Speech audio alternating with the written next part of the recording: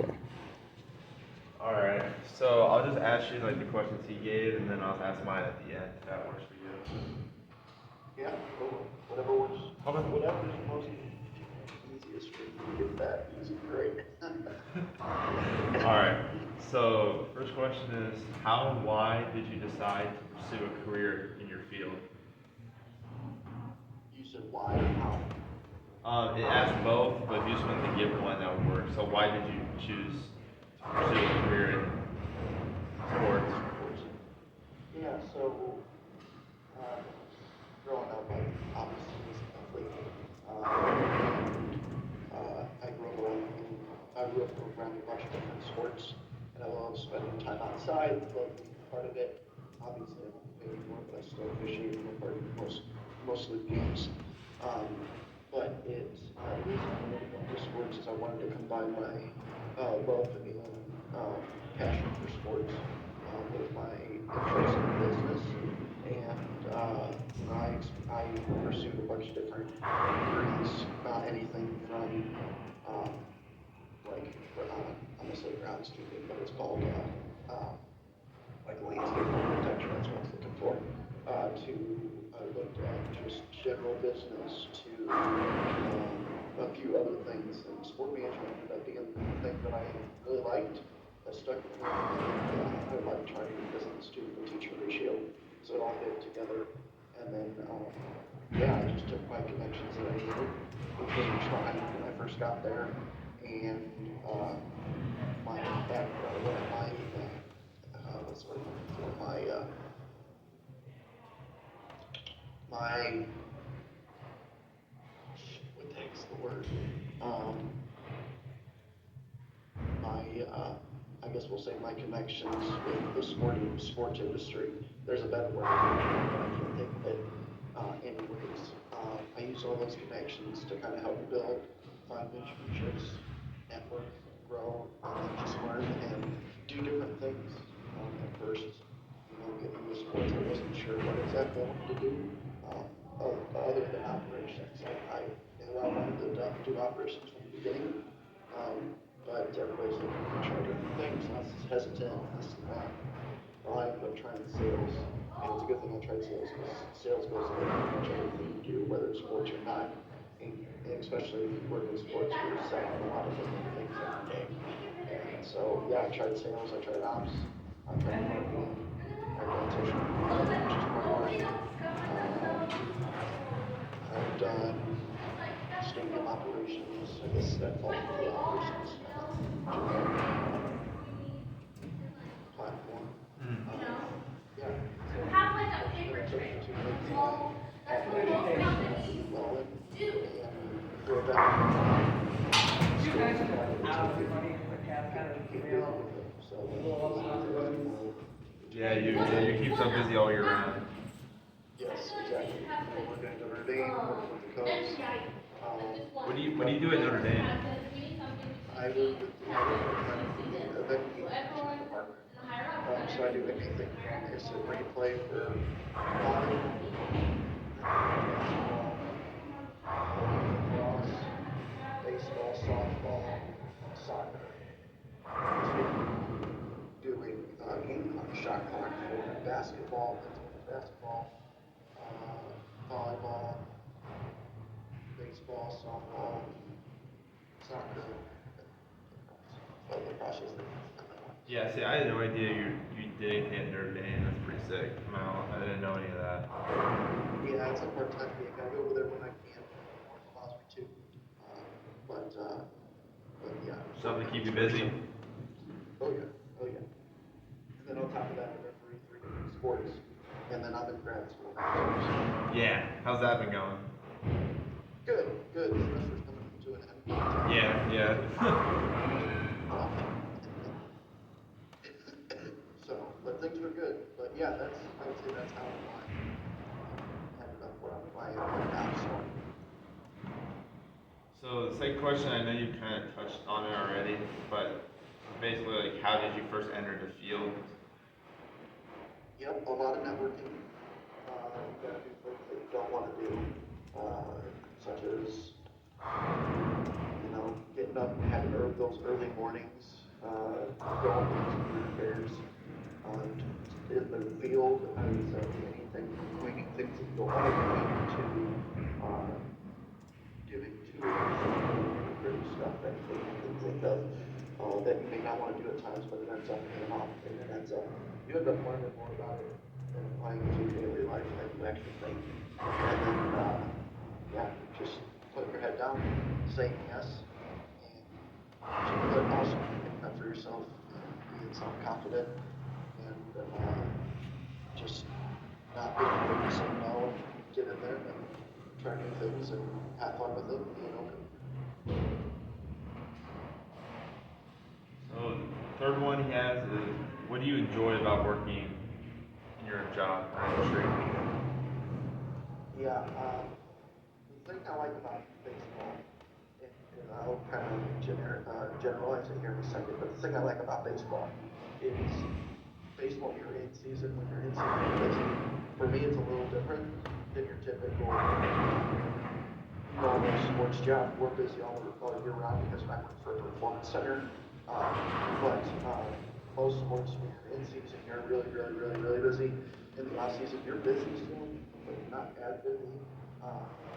But the nice thing for me is I can apply different things, especially I got a very flexible and understanding boss that allows me to do things to better myself and better my career. And but the nice thing about it is there's flexibility. You wouldn't have someone that understands the industry and understands what you do. They let you do what you need to do to be successful and have flexibility in your schedule, get the job done for your full-time job, but also do things to make money because it doesn't pay the best starting out, but also grow and be successful.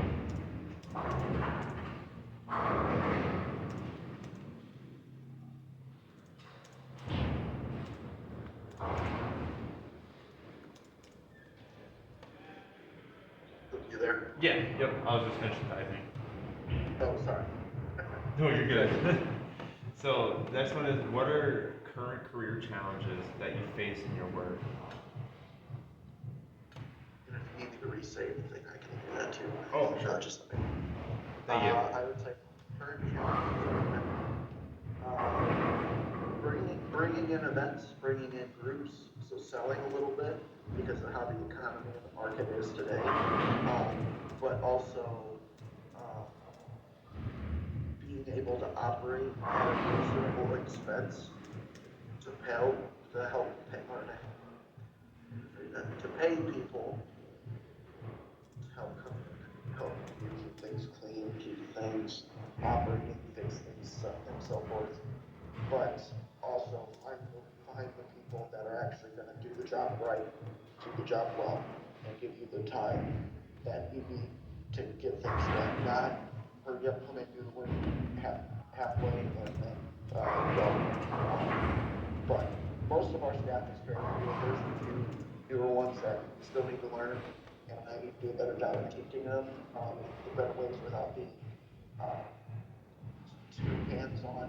But on the same note, they gotta understand that whoever goes in this country, whether it's on-call, part-time, or full-time, they gotta understand what they're getting into, how many hours they're getting into it, and what they're committing to, and is this really something that they're passionate about?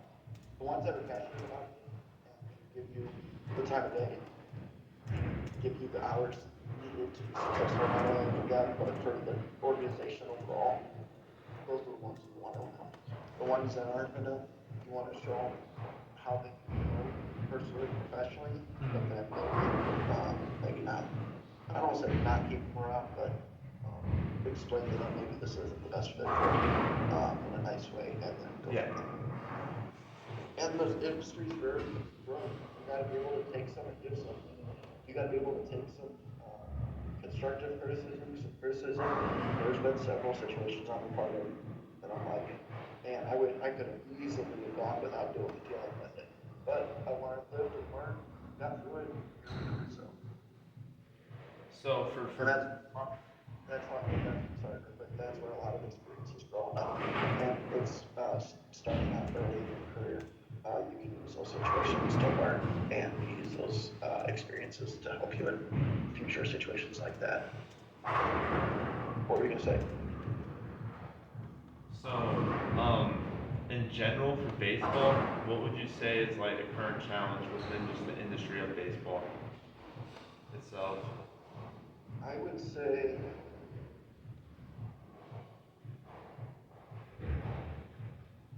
that's a good question. Other than staffing, I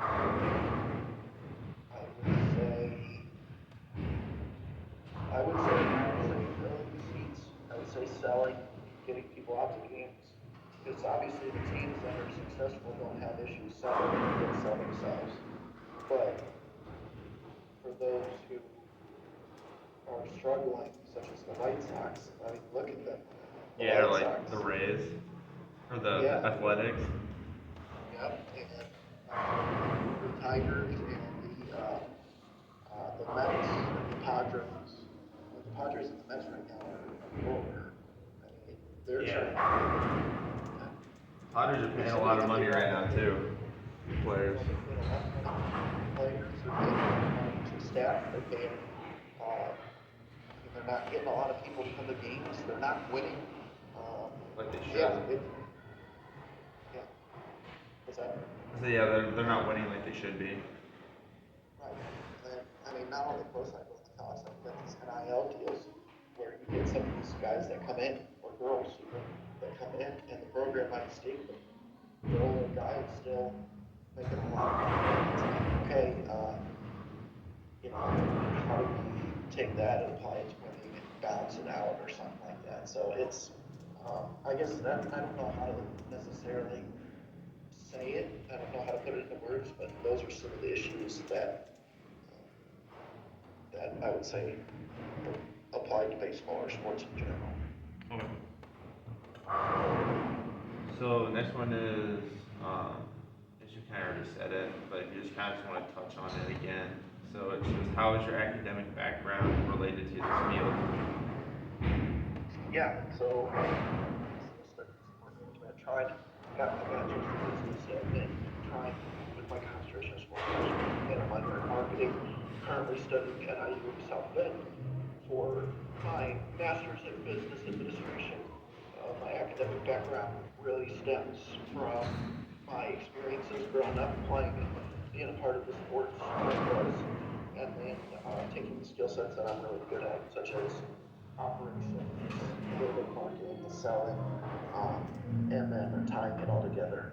And that's why I'm getting my master's in business administration from IU South Bend, because I plan on staying in sports, but if at some point or another I don't stay in sports, I've got my butt covered. I've got the experience and the skills and the academics needed to get into a good job outside of sports, but then also vice versa. Having me staying in sports, it'll back me up and move forward. Even our president told me this. By the time I'm done with my degree, in about a year and a half, I'll have 4 years with the South Bend Cubs. I'm going to say this again.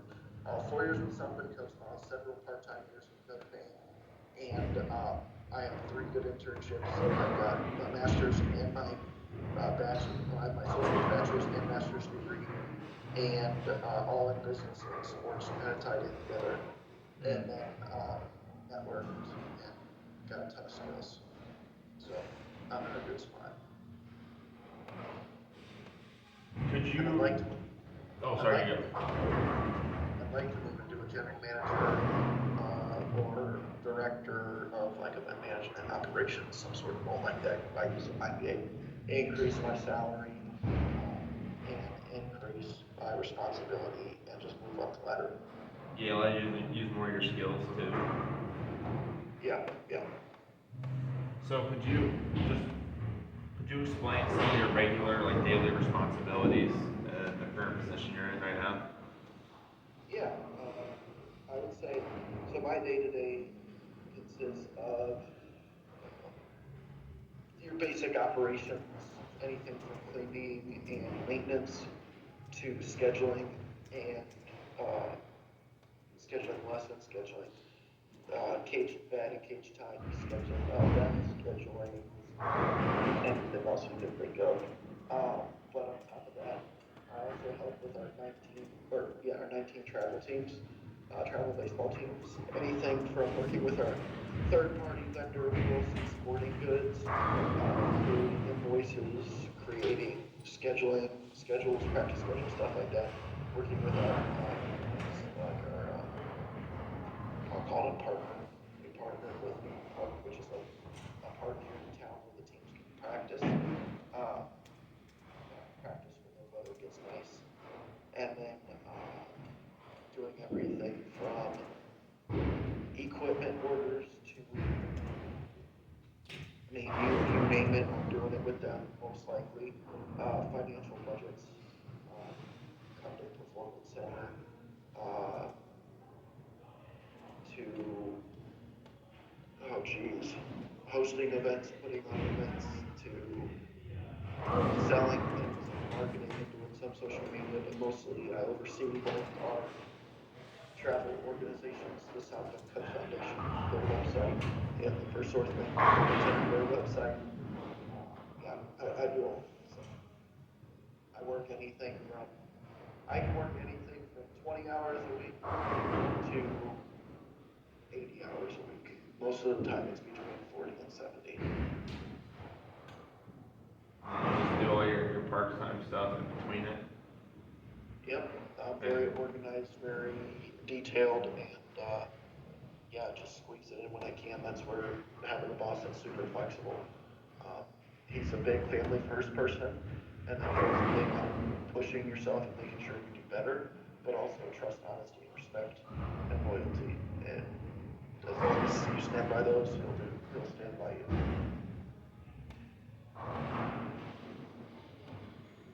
So, I think I'm getting into my questions now. Okay, no problem. What advice do you have for a college student interested in pursuing a career in sports? Yeah, no, you can't be afraid to say no. But on the say no, don't go out and like do things. And I don't think anybody would do this, but don't go out and do things that are gonna put you in harm's way, make you sick, make you like affect your daily life and yourself as a human being. Like be conscientious, be respectful, but don't let people walk all over you too. On another note, I would say don't be afraid to say no because that opens up more doors, that allows you to gain more skills, gain more experience, try new things. The more you try new things, the more it puts you out there to be successful and opens those positions. Like for me, I thought, okay, I want to get into like management, so I thought being a manager trainee at Enterprise was going to be a good start.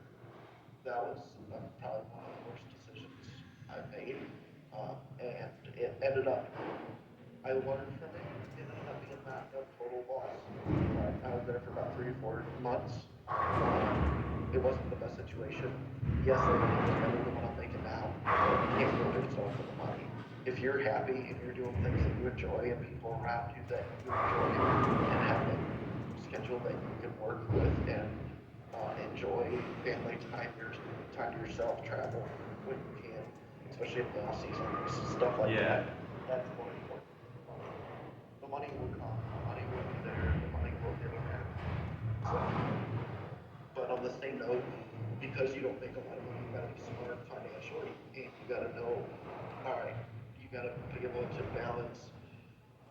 You know, everybody has their own situations, but you gotta be able to be smart financially in the sense that, okay, this money's for insurance, this money's for myself, this money's for fun, this money's for the bills, and so forth. So, you gotta understand, and that's the other thing, you gotta really know yourself, in the sense that you gotta know when you're getting sick, you gotta take care of yourself, you gotta so that you bounce back quicker, and be able to go long distances, long hours, still have still be effective in your day-to-day goals, but also, set goals for yourself that, set daily, monthly, yearly goals. And, make notes, write things. People in today's day and age think, I was gonna say they think talking to a psychologist or somebody along those is bad. Not everybody thinks that, but, if you need to talk to somebody, find that person that you can, whether it's a professor, a friend, a mentor, your boss, your family, whoever it might be, and just say, hey, what do you think of this? And find somebody that's going to be able to give you that real answer or a good idea that we can be honest with you. In other words, Yeah, yeah. not somebody that's going to be that's not going to. And vice versa, you got to be able, those people that come to you, you got to be able to tell them the same thing. And it's not that you're being rude or anything. They got to understand that you're doing this because you care and you want them to be successful, just like you'll be successful. I think you kind of did touch on it talking there, but how can you help prepare yourself for future career in sports? Yeah, open to several different opportunities. Try your best. If you're at a networking event, or if you're out in public, or if you go to a game like when you guys came to try, you see somebody that you recognize, even if the person that's showing you around or whatever doesn't introduce you, you go up and be like, hey, I know so and so from your organization. Just here's with such and such. So like when you guys came to Joe Hart, you'd be like, hey Joe Hart, my name's Mr. Hart in your case. Be like, hi Mr. Hart, my name is Gage. I know Patrick House. He's showing us how China University. And here's my card. How can I help? Don't be afraid to go out and introduce yourself. Unless, use your conscientiousness to read that situation. If it looks like they're an important meeting, there was somebody important or something, that might not be the right time. I'm in a place for everything. You can read those different places. Periodically with things, I've made mistakes. I've gone over to people and been like, hi, that was probably not the right time. You live and learn. They're gonna get mad at you for doing something like that. Well, that's it. I appreciate that. Let's see. I guess these kind of when networking with others, how often should you reach back out to them after your first initial thank you after meeting them? I usually give them about 48 hours, so any 3 to 4 days. So if you reach out on Monday, reach out on Friday. Is there a reason for that, or is it just kind of Now, I don't think it's in school anymore. I say 48 hours because I would encourage students that I would after 2 days if they didn't say anything. 2 days would be the absolute earliest, I guess, but you don't want to be overly persistent. It's a very it's a very fine line because you don't want to be that person where you're constantly pecking at them to the point where they're so annoyed with you that they put you on that list of I don't want to talk to them, but you also don't want to let's say you email today and then you don't email for another month. But they're like, wait, I had information for you, but you didn't email me. You want to keep within that ratio so that way 3 to 4 days is probably ideal in my opinion. 4 days would be too many, 2 days is too little, so maybe 3 days. So that way you stay in front of them, they remember your name, and then if they're ghosting, it's like, oh shoot, okay, I gotta do that. That's why I appreciate emails because even though I've been super, what's that? Oh, sorry, I thought you said something. You still there? Yeah, I'm still there. Yep, I was just typing. Oh, okay, good, sorry, my bad. No, you're good, you're good. Anyways, I appreciate you emailing me, letting me know, calling me. I just had too many things going on, because I didn't want to help you. And it was just, you did it great, patient. If I needed to do it sooner, I would have made time. And somebody who wanted to really had some people understand newsroom, somebody who understands what it's like to newsroom. Somebody Right. who understands there's time, deadlines and all that, they're gonna get it. Now, if you're blowing up their email about something that doesn't matter, just be like, hey, why'd you guys trade on for this? They're not gonna respond. So, anyways, yeah, you just gotta stay in front of it. You also gotta, you gotta be persistent.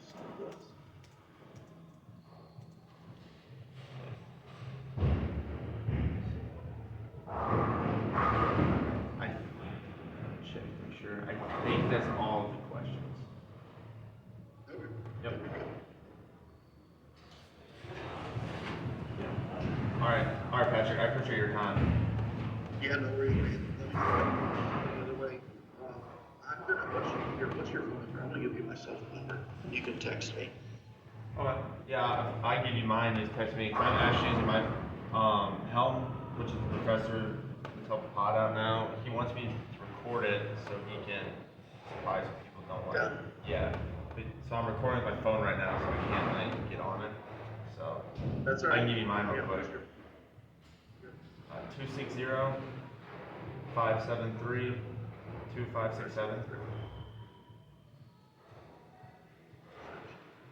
I'll just type my name. Yeah, that works. Can you type? Yeah. Yeah, just send it to me and then I'll edit in there. Perfect. Email works. Email's fine, but text.